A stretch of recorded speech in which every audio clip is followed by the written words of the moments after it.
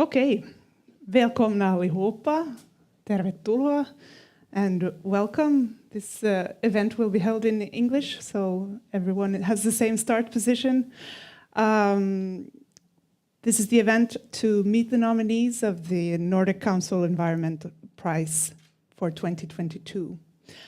The theme for this year is nature-based solutions and how they can address climate change and, above all, the biodiversity crisis. And also how these solutions at the same time generate social, cultural, and economic value. I'm very pleased to be here myself. I work as a journalist at Vejle, focused on climate issues, and so of course very interested in getting acquainted with the work that you have all been doing. This is also an extremely current subject in Finland. I'm sure you're aware of the EU process for a nature restoration law. It's sparked quite an agitated political debate here, and I'm hoping we'll have time to talk a bit about the attitude and public awareness around nature-based solutions overall. It would be interesting to hear what experiences you have from the other Nordic countries. We will be starting with presentations from all of the nominees. The point of this event is to spread knowledge about all of the work that you have been doing. We have a microphone and a clicker for you to show your presentations with. And I guess we'll just start off. We will be starting with Mogens Flint from Denmark, telling us about the work done in Vejle Fjord, where you're restoring water environment using nature's own tools. Welcome. So this is the clicker if you want to change this microphone. I think I can manage. I think you need it for the stream. I need it. Okay. Yeah. And I need to place this note. Just. And it's open? Yeah, it is. First of all, we are very proud in Vejle municipality at the University of Southern Denmark for this nomination. So in daily life, we have a very, very nice challenge with getting better environmental condition in the Vejle Fjord that is located in eastern Jutland. Vejle Fjord had the issue, still have, that it is not able to fulfill the Water Frame Directive. 2 out of 119 water bodies in Denmark are able to fulfill the Water Frame Directive. So it was actually also the issue here. In Denmark, it is saying the municipalities, they are not responsible basically for authorities on marine life. And although then years ago, then I had a very nice invitation from the municipality of Vejle that would like us to co-work on saying improving the environmental conditions in Vejle Fjord. And we have been working on that on quite some time, and the reason saying exploded by citizens in living in Vejle, the environmental segment in Vejle, that saying no fish left in the system, mussel banks was dead more or less, the eelgrass was just standing in loose patches, so it was really an impoverished environment. And then we have had contact years ago and was then starting together with saying the Vejle is the coordinator of this big project, ensuring the local anchoring and outreach to the municipality. And while we at the university took care of that, saying it was saying data or event-driven decisions that we were taking. And we actually started together with local fishermen and with the high schoolers, and then saying the authorities in Vejle municipality, environmental-wise, and then we was initiating on first a little test transplanting of eelgrass and a little production of mussels. And then we had the finances. These were provided by the Velux Foundation and the Vejle municipality, so we could go into large-scale restoration, and it was then 3 years later. And now the project have been running for quite some years, and saying everything we are doing, it is nature-based solutions, because it is marine nature that we are restoring. And the solutions, they are both saying it is nutrient retention. Eelgrass is marvelous to take up nutrients and immobilizing that. And we also have carbon credit in this, together with an improved biodiversity. So all these activities have we actually managed to install. Saying we are in the moment saying we are talking about 21 hectares of mussel banks, and we are 4 to 5 hectares of eelgrass and 8 hectares of stone reef. And what is new in this project, it is basically that's saying we are merging these habitats together, so that saying when we are producing mussels and we are placing them as new mussel banks, then we are doing it in the vicinity. Then we are doing it in the vicinity of the eelgrass, so the filtering capacity the mussels have, it provides better light facilities for the eelgrass. This local anchoring of such a project in the municipality is marvelous, because saying the project coordination, they really managed to take the responsibility for the outreach. It's outreach for kindergartens. It's saying expositions in their own local museum, the Ecolarium, and a lot of outreach. Creating base for citizen science adjustment and so on. And if I can push to the next slide, then quickly, because it is very quickly. Then we actually also managed to quantify these ecosystem services we are talking about. And for example, here with respect to the eelgrass ecosystem services, then they are able to almost immobilize around 300 kilos of nitrogen per hectare per year, close to 60 kilos of phosphorus, and 14 tons of CO2. It provides more robust food webs, increased biodiversity, and then the increased synergy effect by combining these stone reef mussels and eelgrass. It is what we are continuing to make science on and have a very nice life together with the municipality of Vejle. Okay. Thanks for that. Thank you.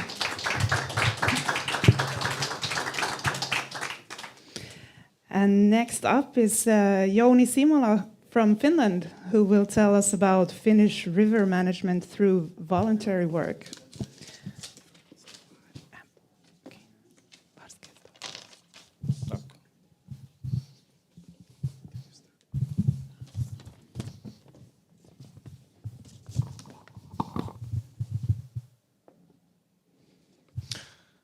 I guess you changed the slides for me in the beginning. Thanks. Okay, hello, I'm Jouni Simola from Finnish Society for Stream Conservation. Virho, partly volunteered organization. We too have 2 full-time employees, and close to 20 years we have employed 10 part-time people to restore habitat in stream watersheds. We've been around since 1991, and our target, obviously, is to rehabilitate and protect ecology of stream watersheds as broad as possible by restoring rapids, taking down dams, replanting water plants such as water mosses, and we even fight invasive alien species, both plants and fish. Restoring brooks and rivers, rapids in them, is the most recognizable of our activities. As its best, restoration is just a short intervention, creating long-lasting nature-based activities. The meaning is that man only gives a little push to nature to help itself. In our restorations, diversity of habitat obviously is the main target. Even though restorations have been active quite some time in Finland, there is still much to do. Finland has a long and a quite questionable history in building dams in rivers and removing rocks from rapids for log drive and letting solid particles run into watersheds by draining land for agriculture and forestry. And the latter two affects negatively global warming. Our work is not only about being in the field. I think most of these pictures are from the field because office work isn't that poshy, I guess. How to okay, now I did something I wasn't meant to do. But okay, the slides are right still. Yeah, it's not only about being in the field.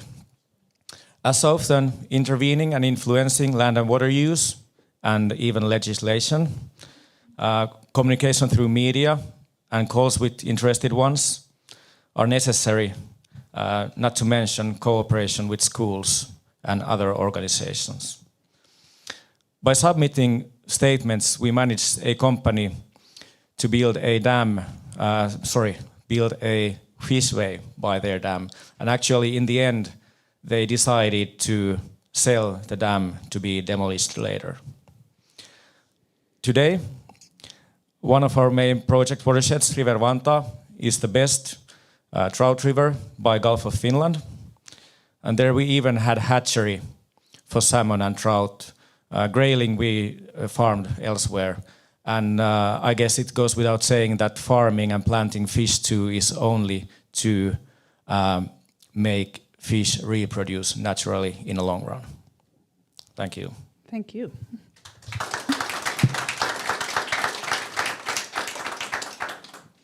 And next we have Louise Lynge from Greenland. This is not a project on nature-based solutions, but on design with a zero-waste business strategy, right? So you have the microphone and the clicker there.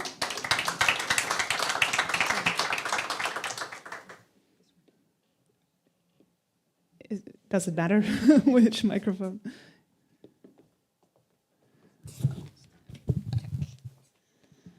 Hello, my name is Louise Lynge Bertelsen, and I'm the founder of the brand Louise Lynge, which I made during the Corona pandemic. Under the pandemic, what I could see was the difference in our world and the global scene with the CO2 outlet.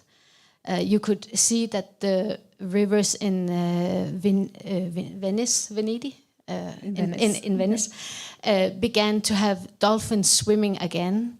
You could see that the smog in Beijing disappeared. And this was all due to the total stop of industrial production within the fashion industry, which is one of the second largest polluters in the world.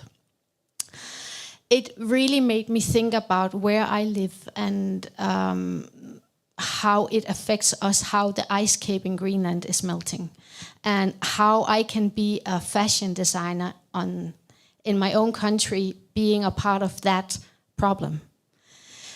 So I really wanted to give something good for my kids when they are going to take over my company, hopefully. For many years, I have worked with sustainable materials and fabrics, chosen the more sustainable things like fish leather, sealskin, or even bio-waste, fruit waste to make fabrics. But that alone is not enough. And when you are a fashion designer, I think everybody has the intentions of doing it the best way, sustainable, or doing it the right way. But what is the right way when you live in Greenland and you do not have access to that knowledge? So during the corona pandemic, I began seek funding to have this project done, to have that carbon neutral outlet calculated for me. But the big Nordic funds do not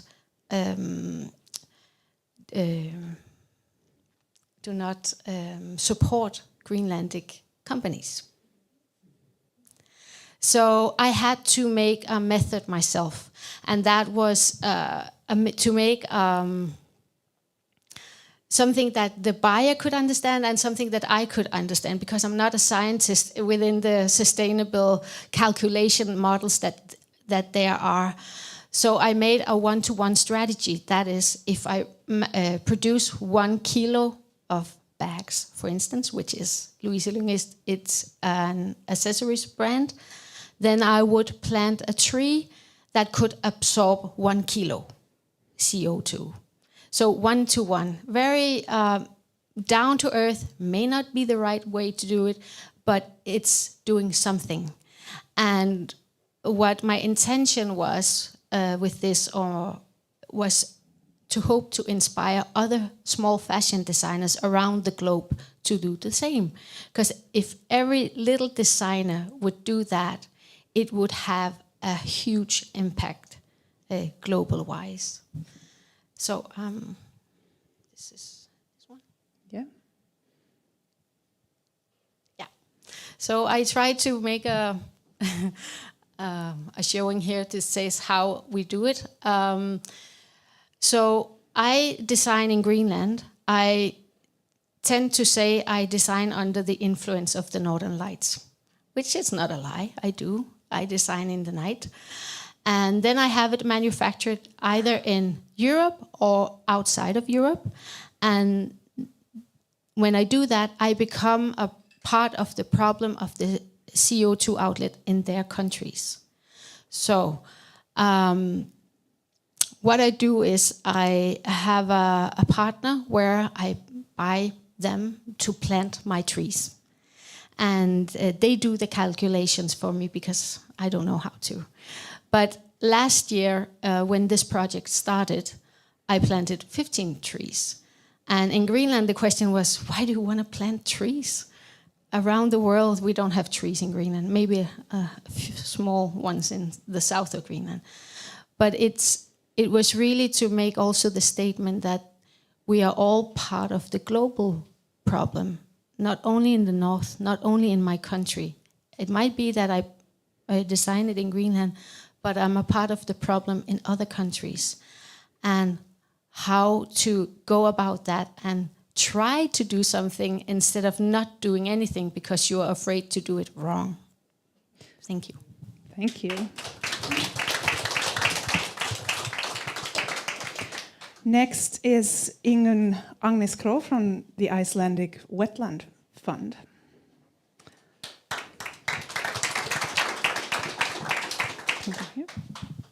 There you go.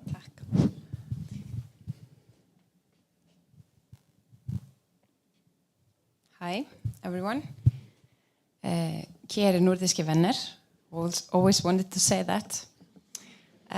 My name is Ingunn, and I come from the Icelandic Wetlands Fund. Our purpose is to reduce greenhouse gas emissions by restoring wetlands. This funny picture you see is actually a map. It's a map made by the Agriculture University in Iceland. And it's showing you ditches. And the purpose of these ditches was to dry up the wetlands so it could be used for agriculture. So the red dots you see are the ditches, but the green area is what is being used for agriculture. So would you believe me if I told you that 42% of Iceland's greenhouse gas emissions comes from dried up wetlands, besides from air traffic? So it's quite a lot. Besides reducing greenhouse gas emissions quite drastically, to be honest, restoring the wetlands also promotes the recovery of the biosphere. It preserves the nutrients in the soil, so the earth is more nutrient for a longer while. It reinforces bird life. It increases stability in the ecosystem with a more stable flow of water, which is very useful for example, salmon fishing. And yes, so the Wetlands Fund kind of just is a facilitator that takes on whatever role is needed at any given time to help with this project to restore the wetlands. Thank you. Thank you. And next is Carina Wettermark from Kristianstads Vattenrike, Sweden's oldest UNESCO biosphere reserve. Yeah. Thank you so much. Thank you for inviting us. And so nice to be here with all lovely, inspiring people. Yes, benefiting nature and people. That's our motto in Kristianstads Vattenrike. And work with nature-based solutions is very central to us. Kristianstads Vattenrike, located in the southern part of Sweden, was designated by UNESCO in 2005 as Sweden's first biosphere reserve, a model area for sustainable development. But it hasn't always been like this, as I will tell you. Since more than 400 years ago, the Danish king Christian IV built his city out in the wetlands and used them as a protection against the Swedes, because we were Danish then. And the wetlands were an asset. Centuries later, in the 1950s, the wetlands were considered as useless and also were used as a location for the city refuse tip. But since more than 30 years, we have been working intensively to change attitudes to nature and wetlands. Today, the area is no longer considered as water lodge, but water rich. It is understood that the wetlands play an important role in many ways. Evidence of change attitude is our visitor center, Naturen Vattenriket, in the middle of the wetlands.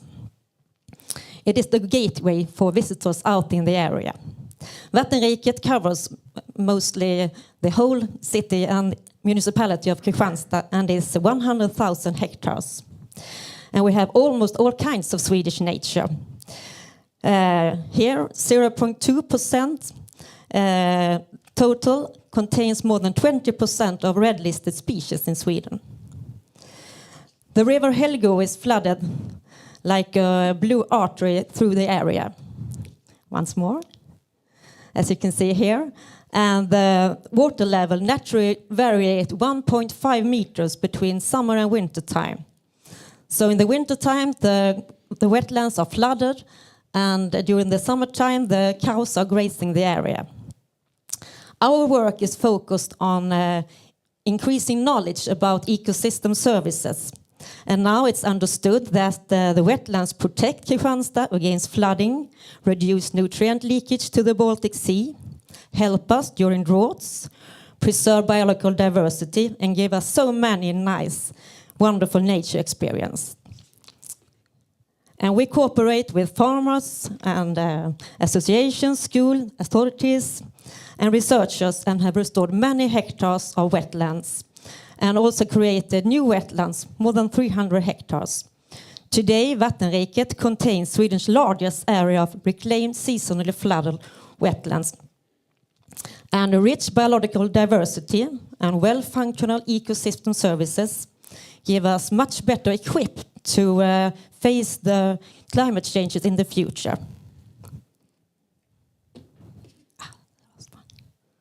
that one. So we are committed to increasing knowledge and highlighting ecosystem services from our wetlands and nature, aimed at politicians, officials, researchers, and general public, as you can see here on this little picture. This is our annual summer camp for school kids. Together we can create a fine solution that benefit both people and nature. Thank you so much. Thank you. And last but not least, we have Johanna Hagström from Åland and telling us about the project Nabben Wetland at the city of Mariehamn. Welcome. Thank you so much. My name is Johanna Hagström, and I'm here representing Mariehamn's municipality and Nabben's wetland. So Mariehamn is located in the middle of the Baltic Sea and has the sea as its closest neighbor. And being so close to the sea, we have a responsibility and high demands on us. And the city is located on an isthmus with the sea right next to it. So the stormwater in the city always has a short way out into the sea. So that's why in the summer of 2019, Nabben's multifunctional wetland was built.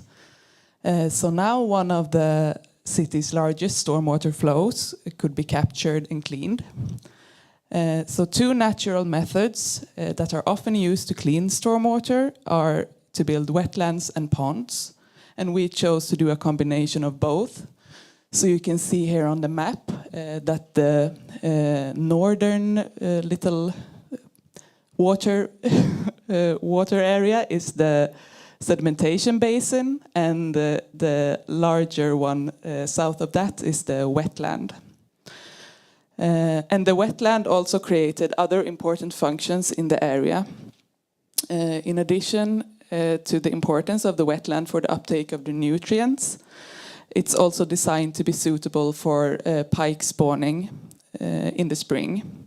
So between March and June, we have opportunity to manually make the water surface a few decimeters deep to create a wetland for the pike to spawn in. Something that has already had some success, which is very positive. And in addition to the pike, frogs, birds and bats also benefit from the wetland. And nowadays, the Nabben wetland is also one of the most visited areas in Mariehamn. It's very close to the city center, only 500 meters from the city center, which makes it very easy for the public to access it. And already during the planning stage, we had the task of promoting the recreational opportunities in the area. For example, we made the path around the wetland wheelchair accessible. And the wetland is also used today as an educational resource where the students can see the path of the water out in the nature instead of only looking at it in a school book. So in this way, we also try to nurture the next generation to protect the environment and the Baltic Sea. Thank you. Thank you. Okay, so next we'll have a panel discussion. I'm sure you have a lot to talk about with so many things in common within the projects. I would welcome the nominees up to the stands. And we will be sharing the microphones, but I don't think that's a problem. You're all friends and can cooperate, so.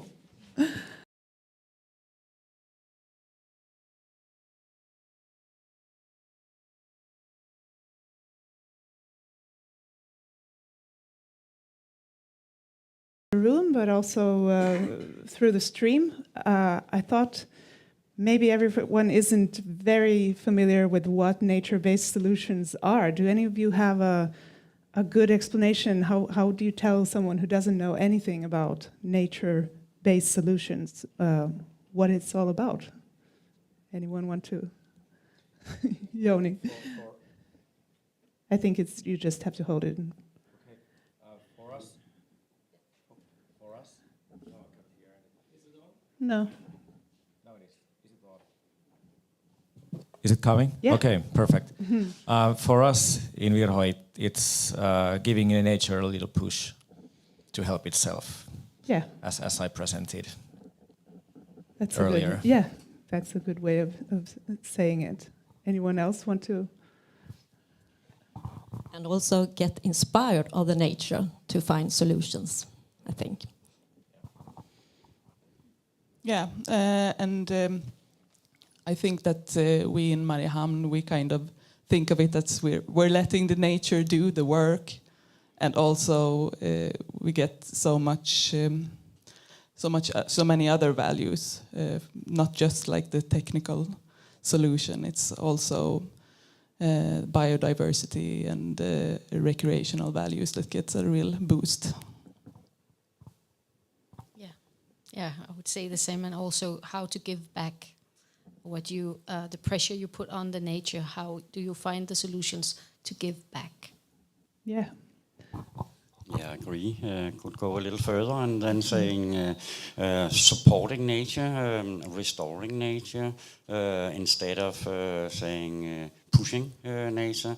Hereby we gain all these kinds of ecosystem services, whatever freshwater areas or marine areas that is well documented and that we need, that both will serve us, saying with respect to recreational value, but definitely also when we are talking about saying too much eutrophication we have. Not to state that we should try to release it as close at the point sources as possible, but still it's better to do something and recover area.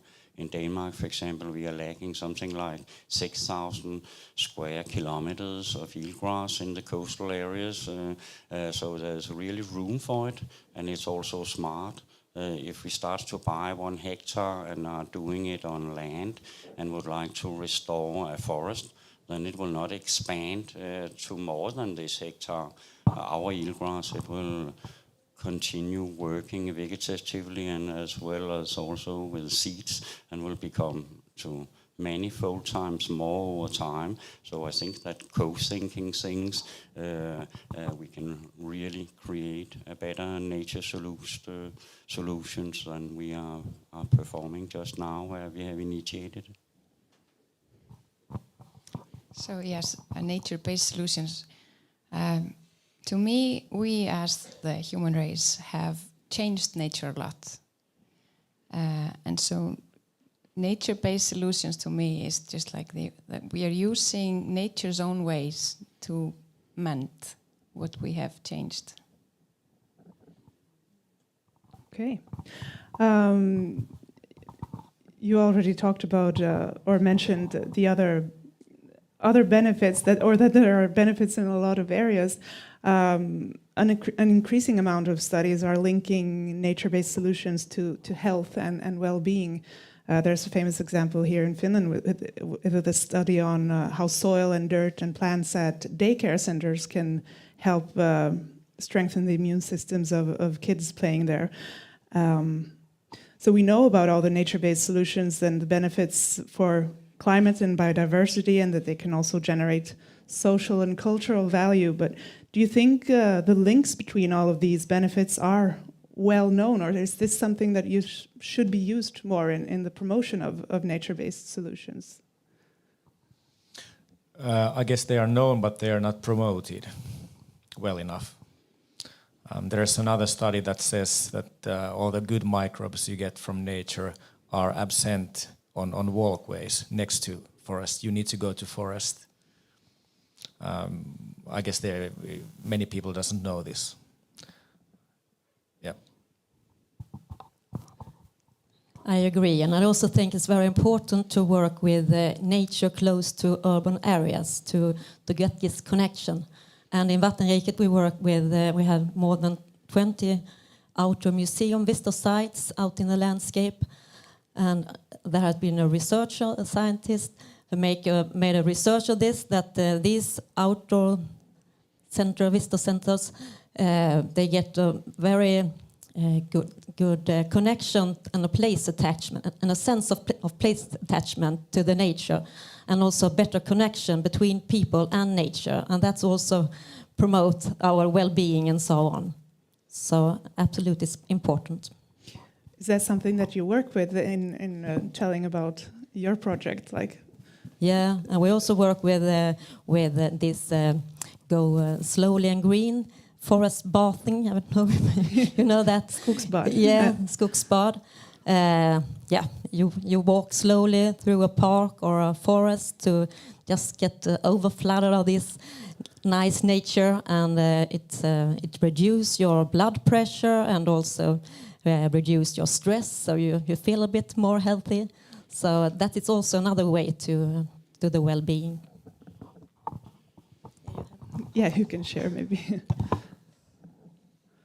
Yes, I agree with you that it's very important to have these green areas close to where people live in the urban environments, because it's also been shown that if you have a park nearby, then you're more likely to visit the park, and then you get all these benefits for your physical health, but also the mental health, which is increasingly important.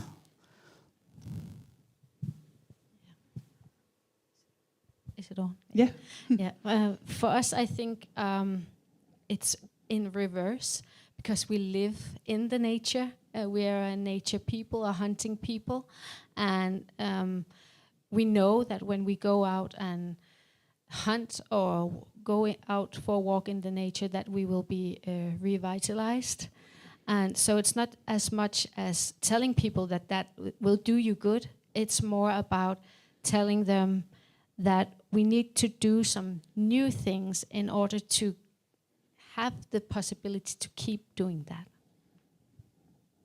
Yeah. I agree. I think it's on. Yeah. Ooh, yeah. I agree on saying this nature in the vicinity of the bigger cities.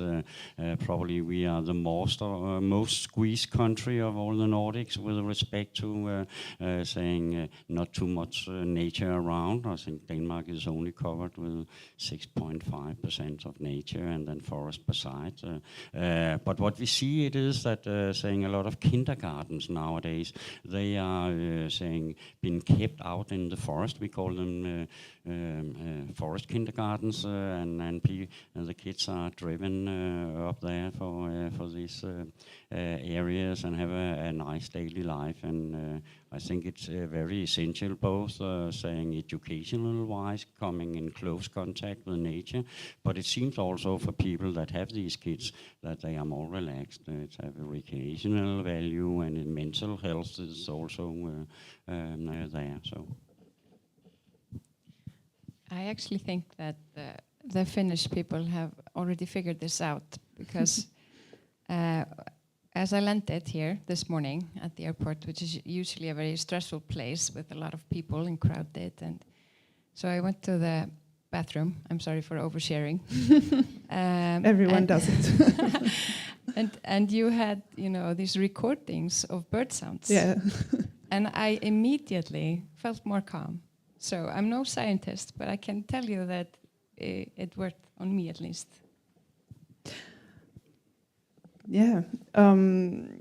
This is sort of going back to the roots, and it's not something that's completely new. People have been talking about the benefits of nature for a long time. But do you feel there's a bigger interest in nature-based solutions right now, that it's a growing issue? Or Yeah, we're definitely feeling it. In Virho, we are getting more and more calls and emails. like volunteers or? Volunteers, yeah. We're getting more and more calls and questionnaires from people all over Finland, what to do with our watersheds, and there are quite a few rehabilitated brooks in Helsinki, and people gather there to see trout spawning, and people there just keeps increasing with their torches in the evening. Yeah. Yeah, and I can tell you about, we have a project since 5 years ago now. It's the project for the biosphere reserve all around the Baltic. So we are 9 areas around the Baltic, and we have been cooperating and networking since many years now. And our next project will be about nature-based solutions. Yeah, that's a black thing now. I think also something that's very important for making people feel like nature is important and nature-based solutions is important was the pandemic, when people were more inclined to go outdoors and be outside, and perhaps for the first time understanding how that would impact their lives. And I think the pandemic was not good, but it did bring some good with it. Okay. Yeah, you heard a lot about, well, I mean, that was the only thing that people were allowed to do, and then maybe they found a new pleasure in life. Anyone else want to comment on the interest? Shortly, saying we are going to the parliament selection tomorrow in Denmark. And last election, it was actually known as a kind of saying nature-based solution election, saying restoration and conservation of nature. A lot of focus on climate adaptation, climate change, and also on biodiversity. And actually it is what is incorporated in the definition of nature-based solutions. So as far as I heard, this election tomorrow, it will also be nature-based solutions together with health. That is a top score for everybody is very interested these years in Denmark. Okay. What? Well, yes, there is more interest, but I also think that, the views are still polarized. And, I think we need to do better at educating just everyone, and we need to be very aware of how we do it, because we need to talk to people, we need to talk and not just tell people what they're supposed to do, because that's not a good way to get people to do things, in my opinion. Louise, you want to comment? I think for me in Greenland, it's the children a lot that are the inspiration to wanting to do better, because they are going to live long after me. But if I should say something, it would be that in Greenland we would need the press more to work with us. For instance, now this event, nobody wrote about me going. And it's because it's not a topic that's on the top of everybody's agenda yet, and that is really what. Do you mean nature-based solutions or climate issues overall? Climate issues, yeah. That's interesting in Greenland that it's not. Yeah. Okay. What would you say? What would you wish for from decision makers and politicians or other people that have the power of promoting nature-based solutions and making your work easier? Think bigger. Think bigger. Yeah. Yeah, I also think that, at least in Iceland, I feel that the view has been a little bit that this will become a market and, this will develop. But in my opinion, politicians and, the state needs to come in with the education and kind of to lay the rules, make some kind of system that others can then build on and work within. So I think, in my opinion, they need to be more hands-on than they have been so far. Joni, you wanted to comment? Yeah, political discussion in Finland has been pretty stable and easy lately due to, I guess, pandemic and war in Ukraine. But now it's getting heated on environmental conversations, and there are politicians that keep on nature's side, and there are others who are for something else. And I'm glad to hear that many researchers, top researchers, are giving the same statements that environment should frame economics, not the other way around. Yeah, we have time. And I also think that awareness of the importance of biodiversity in the discussions about climate changing, sometimes I think people forgot it a bit, that the biodiversity is very important to get this resilience way of living, and all the ecosystem services as well. You think there's been too much focus on the climate and emissions? We need both. Yeah. And awareness of that. And a communication in a positive way.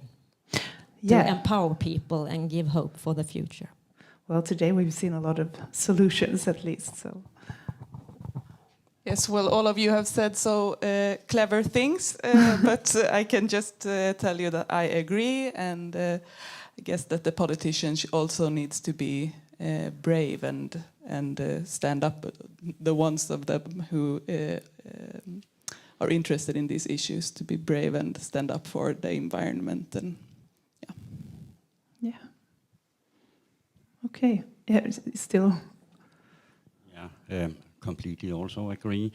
Saying, just to give a little story from Denmark, southern Denmark, sorry, that saying we have issues on law and legislation when we would like to restore nature, different kinds of habitat.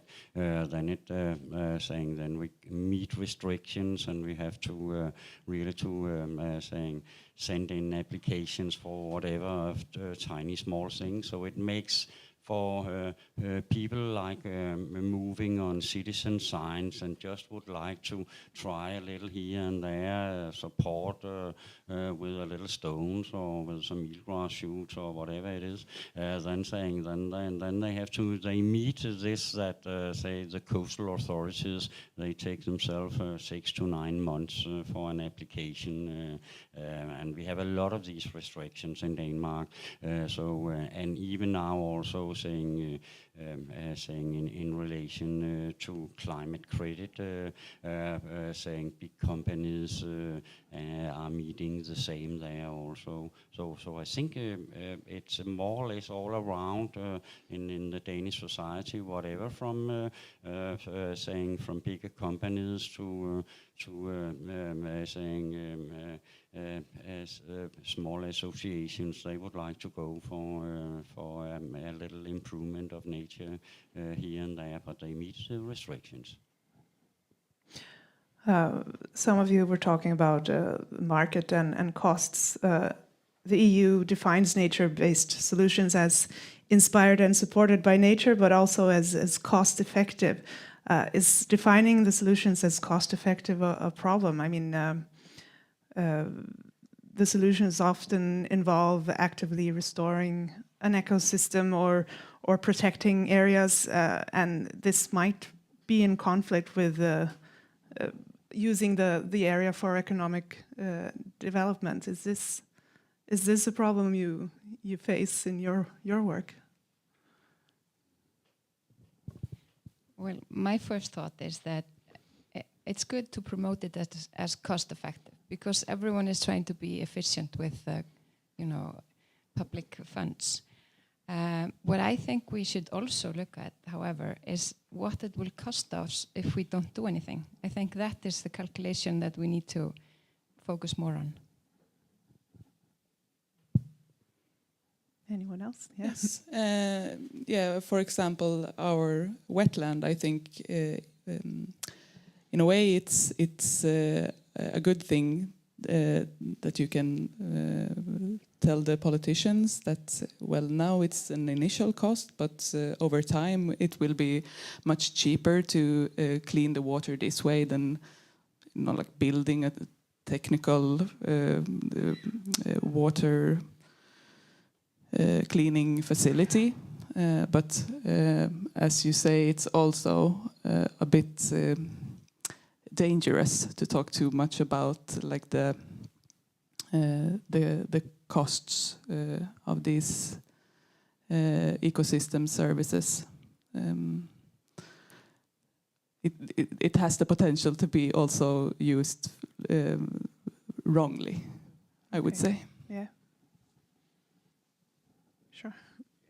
It's too early to start to fix the prices on a certain level. We have tried to do that in Denmark for years because we had what we was calling measures that was saying for nutrient retention and a big catalog on how to perform on when you are restoring a wetland or whatever, and basically are economically counting up what is the price per kilo of nitrogen retained, and then saying, please, it should also be related to the quality provided by nature. But of course, in the final go, and saying then it can also be too high prices, and we are developing still to reduce prices on whatever, but not on saying giving a quick fix on methods on performing optimal in relation to biodiversity or stuff like that. Anyone else? Yeah. Well, we haven't experienced any cost discussions. I think it's rather inexpensive to do the restorations. But you're also working with volunteers. Do you ever wish? Yeah, we're working quite a lot with volunteers. We do have employed people, but I think we managed with the reporting, like the cost result reporting to financiers has been accepted by them.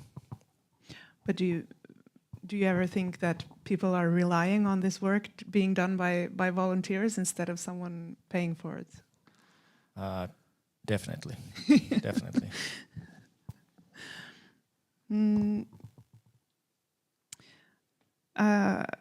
I was thinking about, you were talking about the debate in Finland already with the EU nature restoration law and the whole debate here that Finland should vote against it, as Sweden has already decided to do.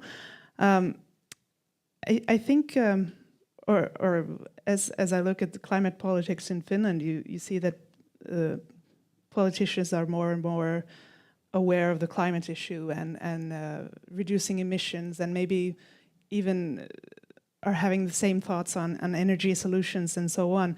But goals on biodiversity and restoration seem to be more difficult. Would you agree? And just, I would like to hear what you think about the debate in your countries. I think we actually not reached there yet in Denmark with this debate about should they have highest priority on climate credit or on biodiversity. I think people, they more or less voters and in general people, they more or less take it as one go, saying focus on the restoration, and then either it produces all the ecosystem services or at least part of it. But I of course understand the issue with this new European law, that if they would like the member states to go in and be very specific about how many percentage of wetland there should be saying reinstalled, or terrestrial areas or marine or whatever, because I think it will it will not be easy because we are up here in the northern Scandinavia with a surplus of water. We have more rain than we have evaporation, and it's the vice versa when we come to southern Europe. So saying very obvious up here to nurse stormwater pond, making recreative value out of these together with wetlands and what we have heard about nice cases. It's not the same option in Southern Europe, then they need to focus on other things. But I'm probably not completely informed about this EU things. But it's nice that you are skeptical. We will try to follow you.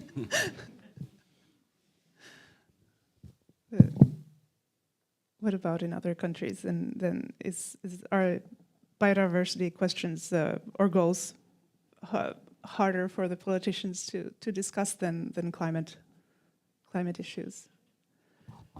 Yeah, I guess because it's not so obvious if a rare species are gone or not, but it's more obvious if the water level is rising and so on. So it's not so easy to get that knowledge, I think. So that's an important part in our work, to inform people so they get the knowledge in different ways. And it also takes time to work with nature and also with nature-based solution. It's not a quick fix to improve the water quality, for example, or restore a water course. So you need several years. You can see it's a positive direction, but it takes time to fix it the whole way. Yeah, discussions on biodiversity is increasing in Finland. It has come to another hot topic on side global warming, and it's good. But yeah, I'm on the same opinion that it will take time. You need to pinpoint some specific species that people can get in love with, and so it works. Fish are pretty bad in that because you cannot see them, you cannot pet them. It's been, but I think we've made change last decade in this as well. Okay. And I also think of the importance for the nature just to be nature and not to serve us, the people, the value for itself. Mm-hmm. Mm. So I'm not quite sure what the discussion has been in the Nordics, but in Iceland there's almost no talk of biodiversity. It's only the Wetlands Fund that's talking about it. So I think like the government is much more focused on emissions because they have international commitments that they need to fulfill. But so it's mainly just the Wetlands Fund talking about it, and it's like our first, conversation with the landowners, which we're trying to get to cooperate with us, is about the greenhouse gas emissions. And if they don't believe in the world becoming hotter, then we go over to biodiversity, and that sometimes works better. Because it's more concrete, or I think it's because these landowners, they live in their country and they enjoy bird life and just seeing and the fish getting back in the rivers, etc. So that's more of a discussion point with them. But like the community in whole and the state, they're never discussing biodiversity. maybe there's a strength in biodiversity issues being more local than global. I don't know. We're going to move on in a minute, but I would like, since you've been talking to each other, have you had any ideas on how the Nordic countries could cooperate on nature-based solutions? Have you had any thoughts on that? Is there anything you could work together on? There are a lot of wetlands in Finland to restore. So. We are welcome. Definitely. Yeah, and we are sharing the saying a lot of us is sharing the Baltic Sea. And there's a lot of saying a nice work to be performed there over time. So yeah. I think there's quite a lot of, and we already are in good project together, saying in both in Scandinavia and the rest of Europe. So I think we share information and have a nice life together. Sometimes in parallel. Otherwise, we are also sharing the project. Yeah, I also think that it's very important that we share the information and share the knowledge between ourselves, because we have a lot of the same problems, as you were saying. The Baltic Sea concerns almost all of us, and we really need to have a joint effort on that issue. Okay. I think we'll round up the panel discussion then and move on to the next speaker. Thank you so much for your insights, and hope you find even more ways of working together through being here.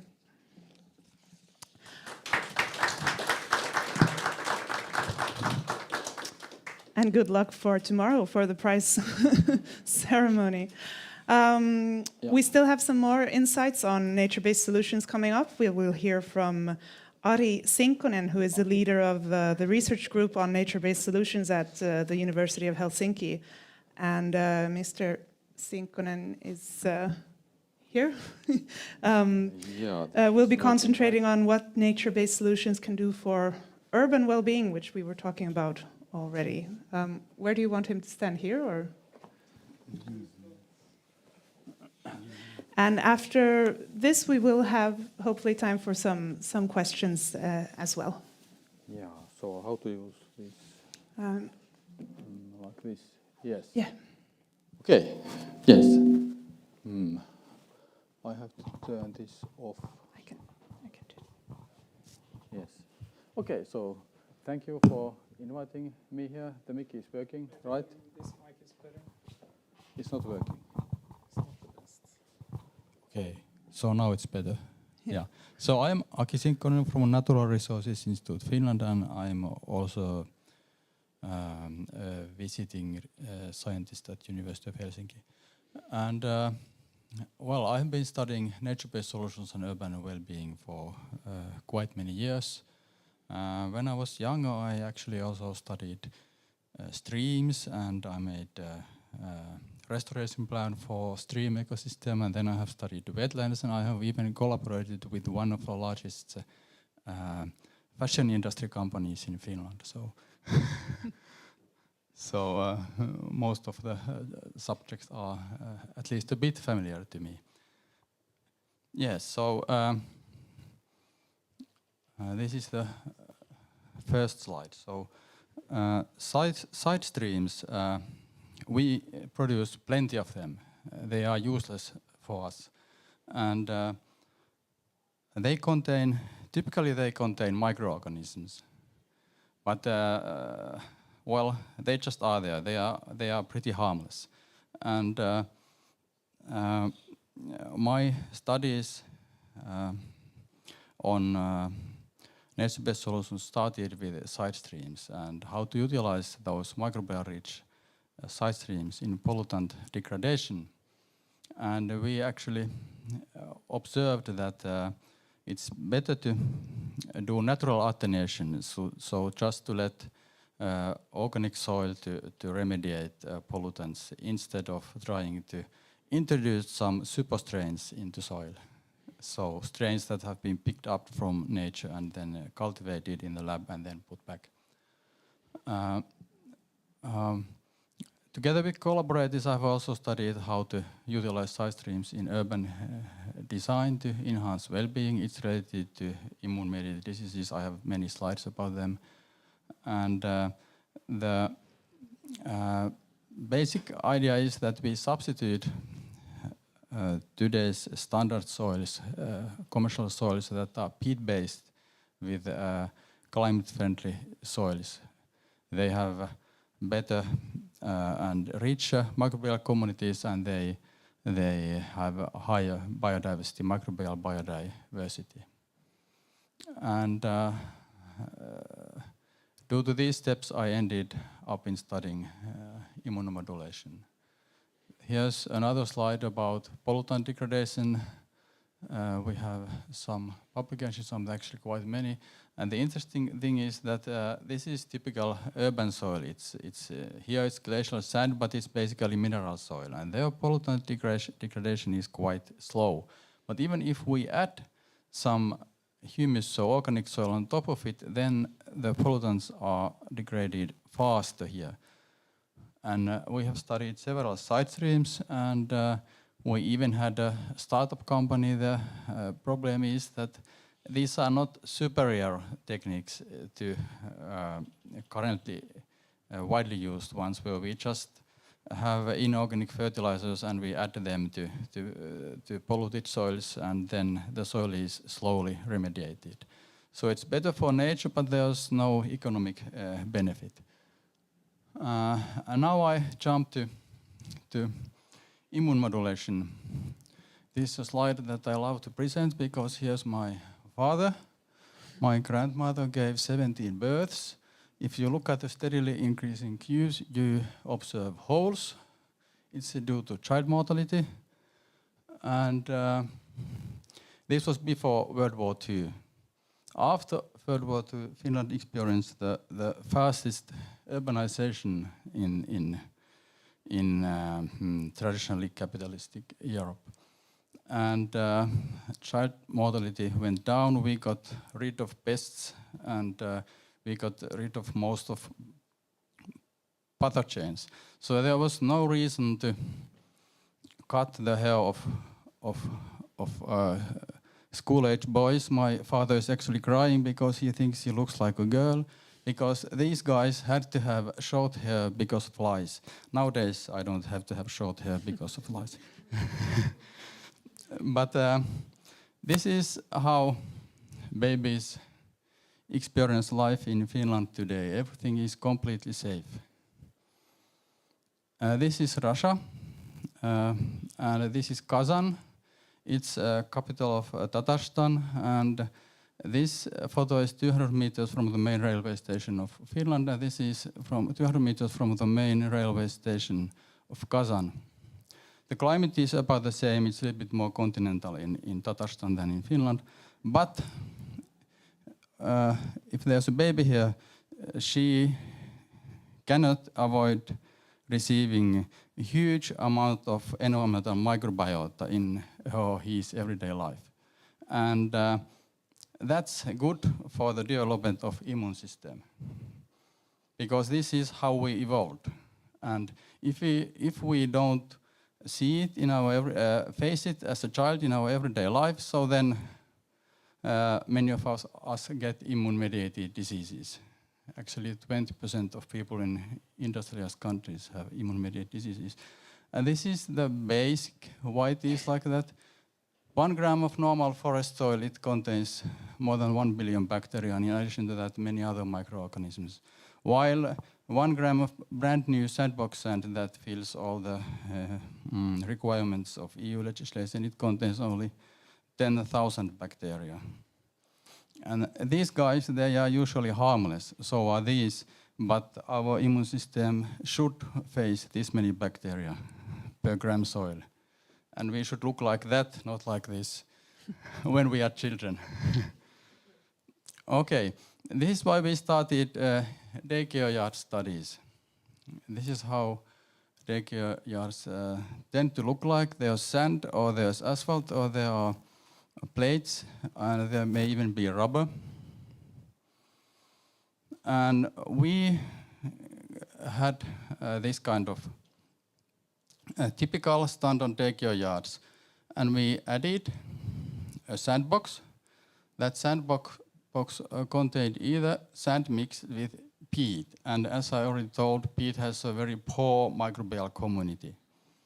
Or there was a sand mixed with several actually commercially available but biodiverse soil types. And they both looked brown, so this was a placebo-controlled double-blinded trial. It means that the children in daycare centers, they didn't know that which sand they touched, and also the daycare personnel didn't know, and even the assistants didn't know it. So we were able to divide children into 2 groups. The other one had exactly the same daily routines, but they received biodiversity, microbial biodiversity, and the other one didn't receive microbial biodiversity. Here we take samples, and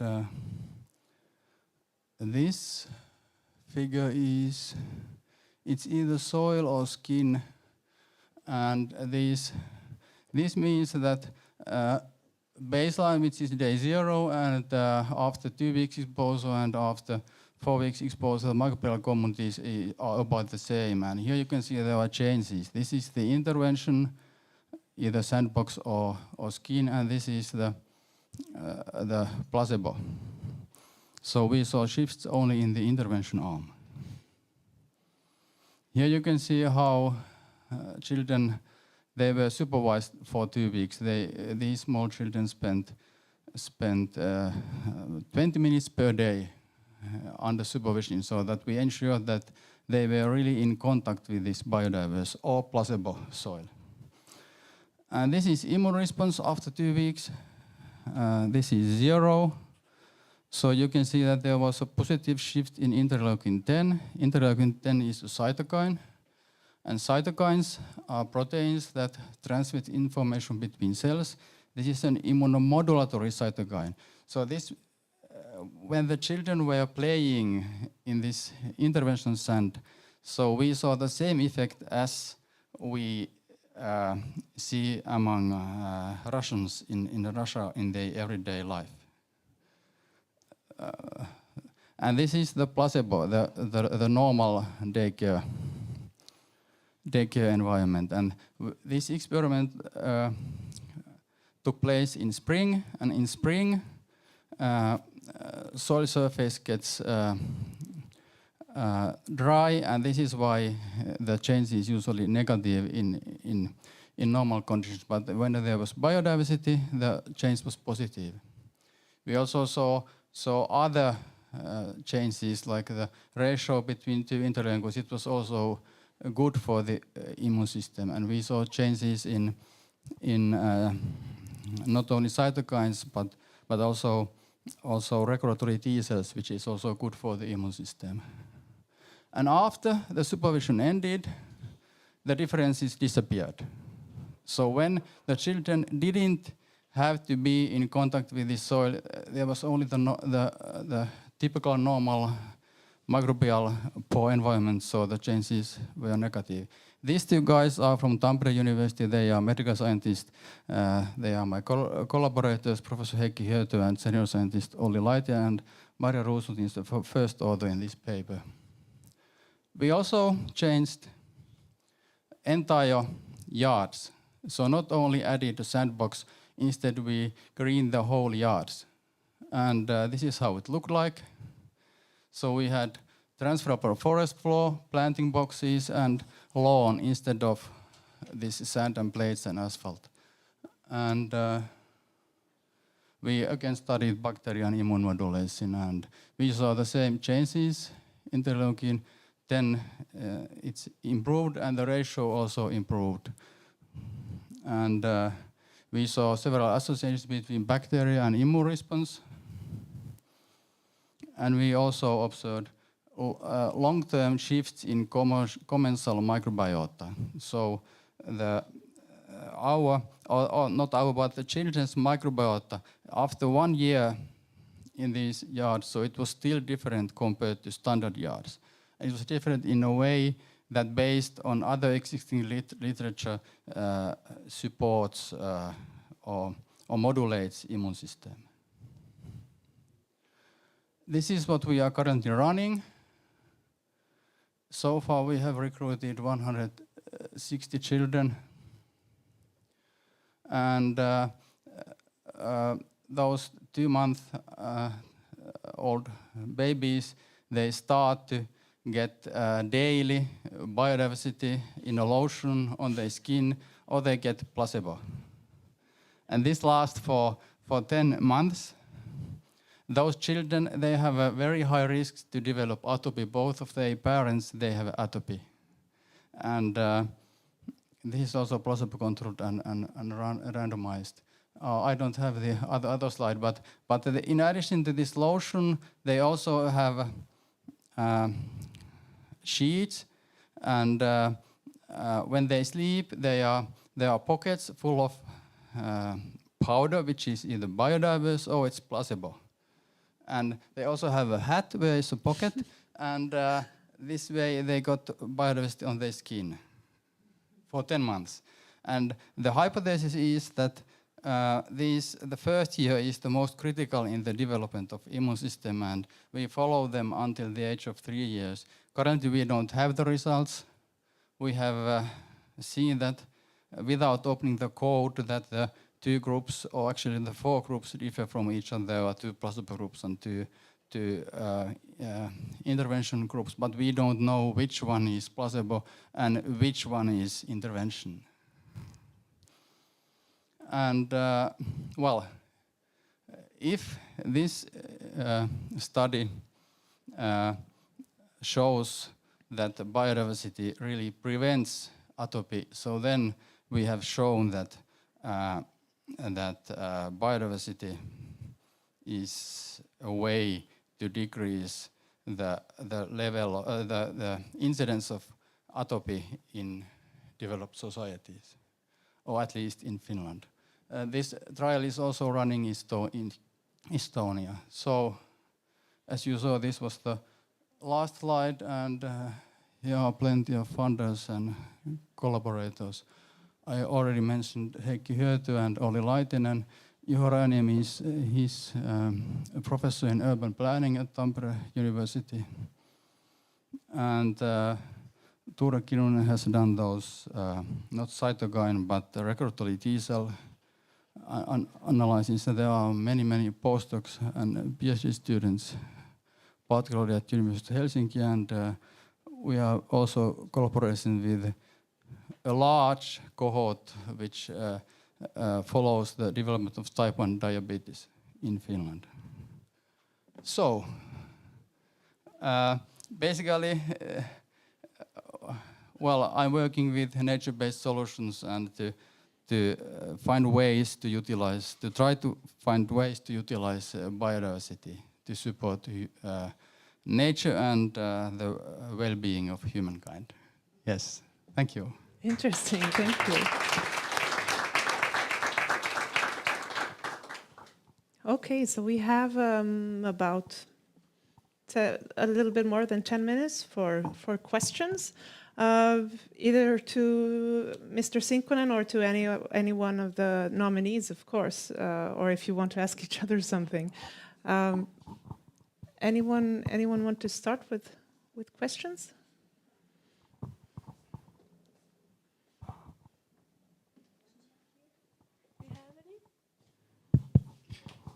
Can I ask one spontaneous? Is there any side effects, negative side effects of this theory? It sounds wonderful, but is it something people live shorter if they have a lot of bacterial in their childhood, or? I think that's yeah. Okay. Yes. So the reason why no one tried this before, is that it is traditionally thought that whenever there are microorganisms, there are also pathogens. And what we did, we screened the materials and we screened the mixture. We manufactured a homogeneous mixture. So we have studied the safety with adults and with many other ways before starting to study daycare children, and of course before running to the trial with infants. So far we have not observed any side effects. I can also say that I want to say that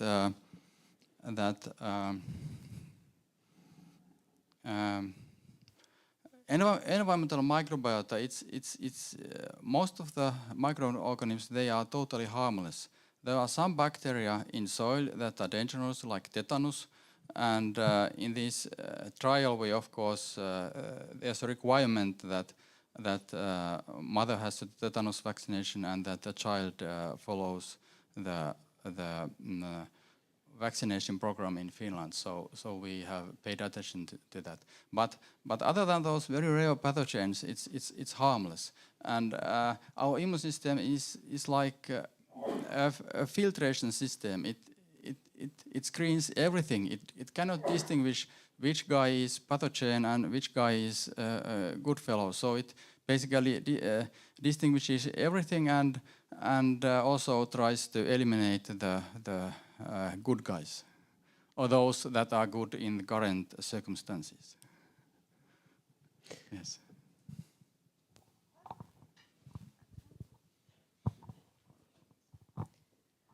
I have a son that's 2 years old. We live in Reykjavik, and he's going to a kindergarten that has like a lot of, I guess, rubber. It's just covered in that instead of like grass and soil. Do you think that municipalities are picking up on this and changing the environments of kindergartens and also in elementary schools? Yeah. I don't know about Iceland. In Finland, just before pandemic, I visited the assistant of the minister that is responsible for education, and they promised to give some money for restoration for greening daycare yards and schoolyards. I don't know what happened when the pandemic started. And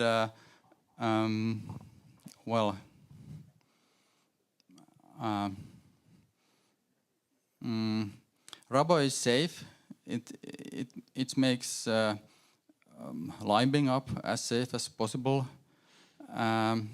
There are alternatives, at least in Finland. Within the EU, it's possible to use wood chips that are called something like safety wood chips that fill the requirements of some EU legislation or national legislation. But if I had to decide, I would remove all the rubber and plastic from every schoolyard and playground and daycare yard. Yeah.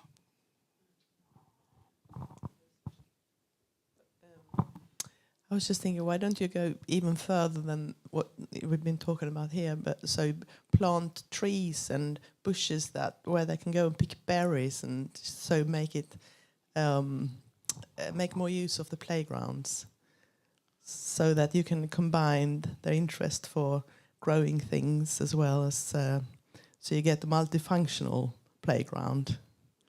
I know it's perhaps outside of your study, but you know that if you had proper earth, then you could grow things, and that would be beneficial in many ways. We are doing it currently.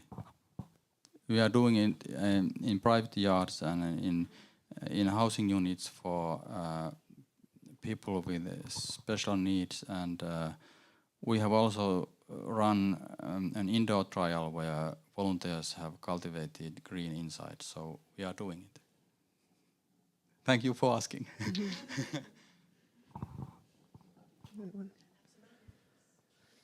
Animals. Yeah. It's a question for three of the nominees who is working into the wetlands. One main question here is how do you motivate landowners to be positive working with the projects? If you go to Danish conditions, we have perhaps 15, 20 landowners, mostly on private land, who should work together for a project. But if only one is against, the whole project is stuck and we can't get further. So I could be a little curious about what factors could motivate the landowners. We see often the elderly farmers that can remember they have dig those ditches by hand in their youth, and now you see you're putting water all over. So it can be hard to motivate. So that's a question. Yeah, you were talking about this in Iceland, right? Or Yeah, mostly. Yeah, but also the Kristianstads. Yeah. It's actually an excellent question, and this is our biggest threshold to get the landowners to cooperate. And Actually, in Iceland, I know this is not the answer to your question, but if there is an Icelandic politician in here, I would like to say this. That, there was this huge campaign like 50, 60 years ago about, digging these ditches to, for agriculture's sake. And all the landowners got paid for doing it. So I think we have a hurdle in Iceland that the landowners are holding back, and they're waiting to hear from the government if they are going to support them now to fill up the ditches. So we are having a hard time getting landowners to cooperate with us because there's this uncertainty whether they will get subsidized or not. But referring to your question, I think, in my opinion, we are all different kind of people with different thoughts and values, so we tick for different things.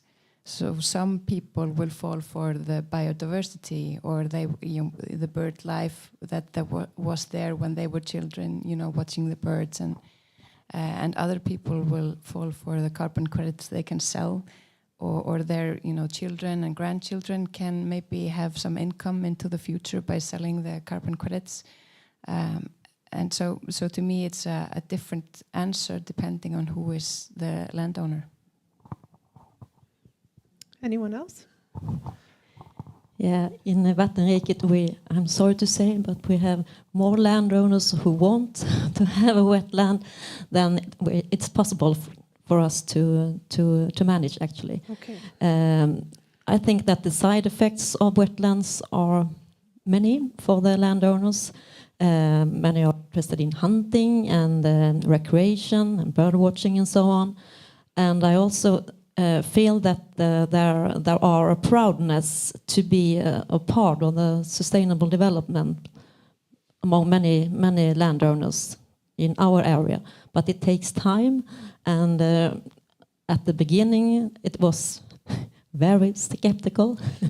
And it's also economical values and economical funding from the EU are of course important. But it takes time, and to these trust building processes and lots of coffee drinking, as we all know, I guess. It's always important.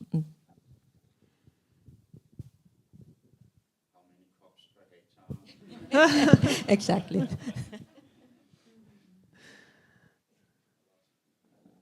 Okay, do we have any more questions? Yeah, I'd like to ask Mr. Sinkkonen, is there any due date for making one's immune system better? I mean, age-wise or otherwise? So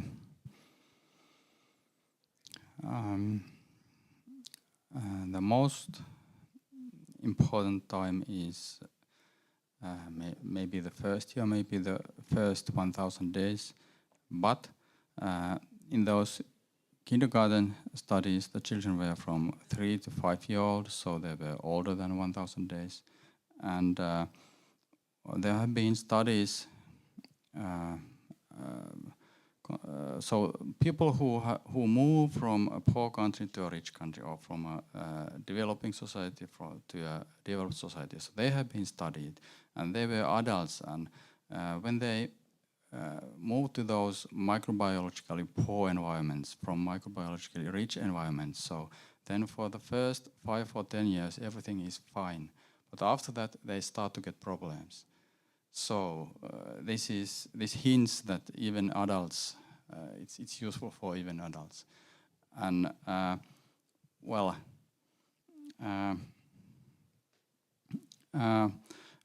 and then some medical scientists think that when you get old, so when you are 40 years or older and up to hospitalization, so maybe the degradation is lower if you train your immune system in the same way when that your degradation is slower when you train your muscles. So this is what people wiser than me think. Okay. I think our time is running up. If nobody has a really, really quick question, but I think everyone looks quite happy. It was so interesting to hear about all of your projects and your studies as well. The Nordic Council Environment Prize will be presented at the prize ceremony tomorrow evening, as you know, in Musikhuset. I don't know if it has an English name, Musikhuset. So good luck to all of you, and thank you all for coming here and telling me about, or telling us all about the work you're doing. Thank you.